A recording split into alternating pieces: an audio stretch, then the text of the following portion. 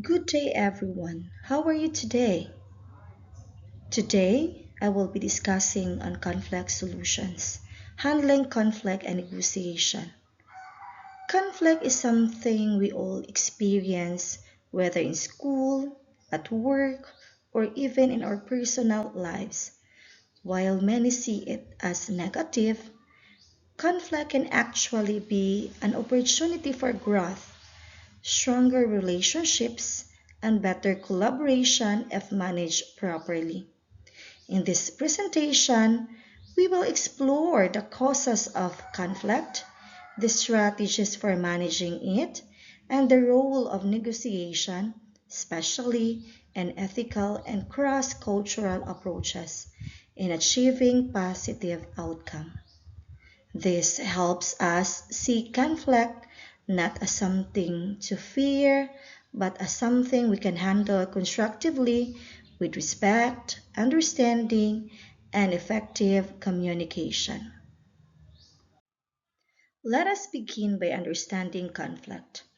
Conflict is a natural part of human interaction. It arises when people have different perspectives, needs, or priorities.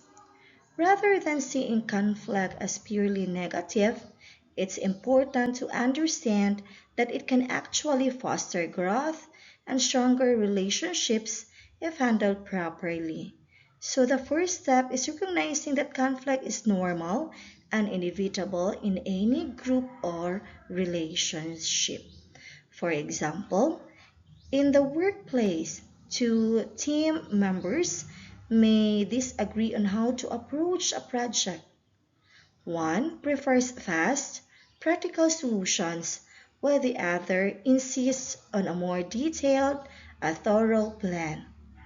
This difference in perspective creates conflict, but it can also lead to a stronger final outcome if handled well.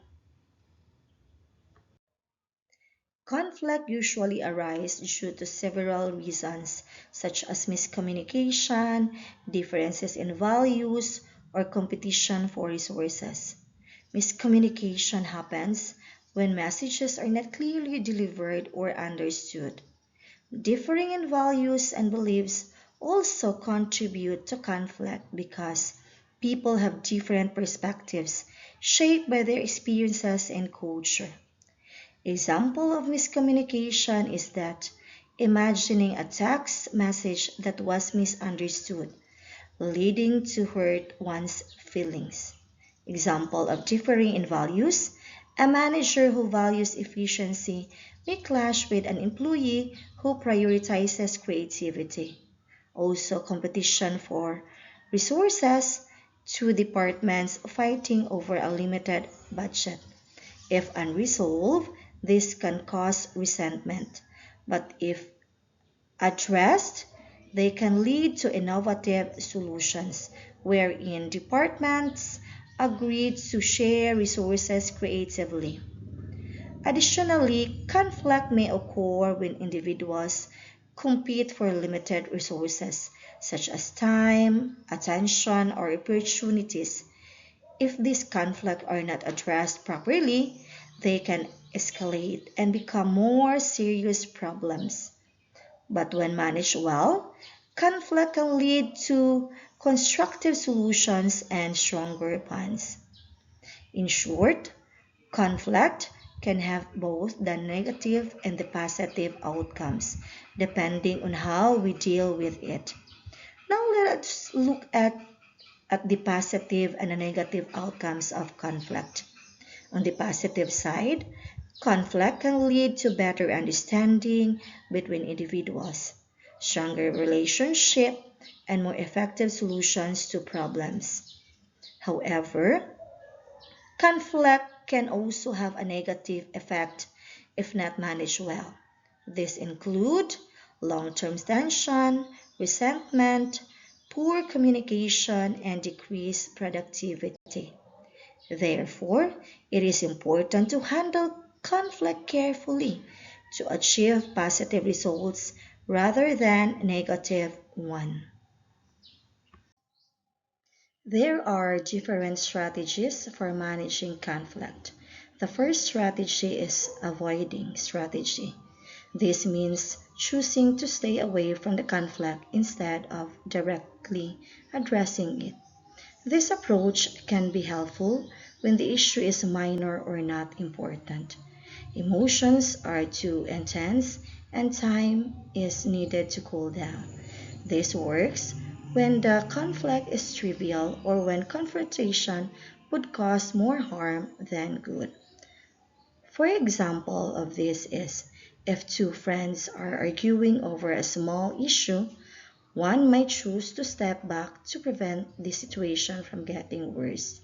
However, avoiding conflict is not always the best solution. The second strategy is accommodating strategy. This involves giving to the other person's wishes, prioritizing relationships over personal needs to maintain peace and harmony. This strategy is useful when the relationship is more important than the issue, or you want to show kindness or goodwill, or even prioritizing relationship over personal needs.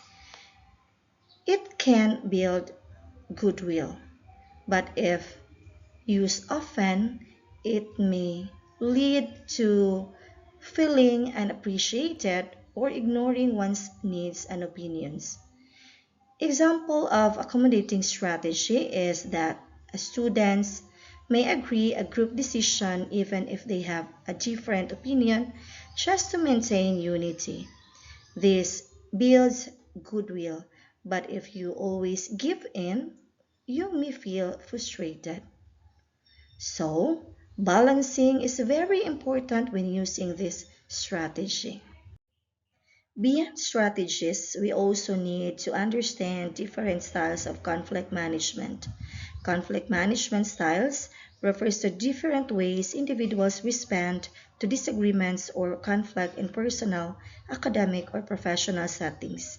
These styles are important because conflict is a natural part of human interaction, and how we handle it can either strengthen or damage relationships. Here are some approaches which identifies styles in handling conflict. Number one, competing or win-loss approach. This style is assertive and uncooperative. A person using this approach prioritizes their own goals over others. Number two, collaborating or win-win approach. This is both assertive and cooperative. It involves working together to find a solution that satisfies everyone. Number three, compromising or give and take approach. This style finds a middle ground where both parties give up something to reach a solution. Number four, avoiding or lost approach. This style is unassertive and uncooperative. The person avoids the conflict instead of addressing it. Number five, accommodating or the lost win approach. This style is cooperative but unassertive. One person gives in to maintain harmony. One of the example of a competitive style is a lawyer aggressively defending their client, while cooperative or collaborative style, two business partners brainstorming together to find a win-win solution. By understanding and applying the right style, we can turn conflicts into opportunities for growth, better relationship, and successful collaboration. Also, recognizing these styles helps us adapt and choose the best approach for resolutions and collaborations. Negotiation is another essential tool in conflict resolution. Effective negotiation means understanding the type and strategies that lead to successful outcomes. It's not about winning or losing, It's about fostering collaboration and achieving mutual goals. Effective negotiations, this focuses on making negotiations work well to get good results. Understanding various strategies, these are the different negotiation approaches or tactics you can use.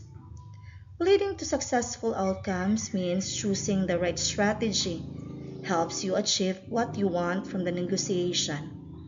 Fostering collaboration, it is a good negotiation, encourages teamwork and cooperation between the parties. Achieving mutual goals, this is the ultimate aim, is to reach objectives that benefits all sides involved. The simple way to apply it are the following. Know your strategies, pick the right approach, focus on collaboration. Some example of this is in salary negotiation, an employee may ask for a raise while the employer worries about budget limits. A successful negotiation might involve a smaller raise plus additional benefits like flexible hours, meeting both sides' needs. Ethics plays a crucial role in negotiation. When we negotiate ethically, we also build trust, ensure fairness, and strengthen long-term relationships. Ethical negotiation increases the chances of reaching out that benefit everyone's involved. Understanding ethical consideration in negotiation is important because it promotes trust between the parties involved, foster long-term relationships, making future dealings smoother, ensures fairness, which increases the chance of reaching outcomes that benefits both sides. In short, acting ethically in negotiation builds trust, strengthens relationships, and makes agreement more balanced and mutually advantageous. An example of this is a company negotiating with suppliers should avoid exploiting them with unfair contracts. By being transparent and fair, they trust and build long-term partnership. An ethical negotiation may win short-term gains but damage relationship in the future. Now let's move on to the cross-cultural negotiations. In today's global environment, we often communicate and work with people from different cultures. Cross-cultural negotiations explains two key ideas that make international or multicultural deals works better. Number one, we have the cultural sensitivity. This is about knowing that every culture has its own values, customs, and ways of thinking. When you negotiate, respecting those differences helps you earn trust and avoid mixed ups that can ruin deals.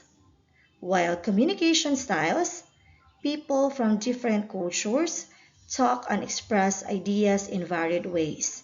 Some are direct, others indirect, some value silence, some also loves detailed explanations. So, blending cultural sensitivity with awareness of communication styles means you adapt your negotiations tactics to fit the culture context, leading to a clearer understanding, stronger relationships, and better outcomes in diverse business settings. Because of this, understanding cultural differences is essential in avoiding and achieving successful negotiation. And respecting diverse perspectives avoids misunderstandings and foster trust. Also, communication styles vary across cultures, so being aware of these differences helps us communicate better and build mutual respect. One of the examples of this is in Japan, silence during negotiations can mean careful considerations, while in Western cultures, silence may be seen as disagreement. If you are unaware of these differences, misunderstanding can occur. Respecting cultural norms like greeting formally in some cultures helps also build trust. To conclude my report, conflict is a natural part of human interaction. It arises from differences, miscommunication, and competition. But it doesn't have to end in tension or resentment. With the right strategies, like avoiding or accommodating when appropriate, negotiating ethical, and being culturally sensitive, we can turn conflict into an opportunity for collaboration and stronger relationships. The key takeaways are simple. Successful conflict resolution requires respect, understanding, and effective communications. If we practice this consistently, we can transform challenges into opportunities and build healthier, more productive connections with others. Thank you, and I hope this discussion helps us all approach conflict with a more positive and constructive mindset. Once again, thank you, and God bless us all.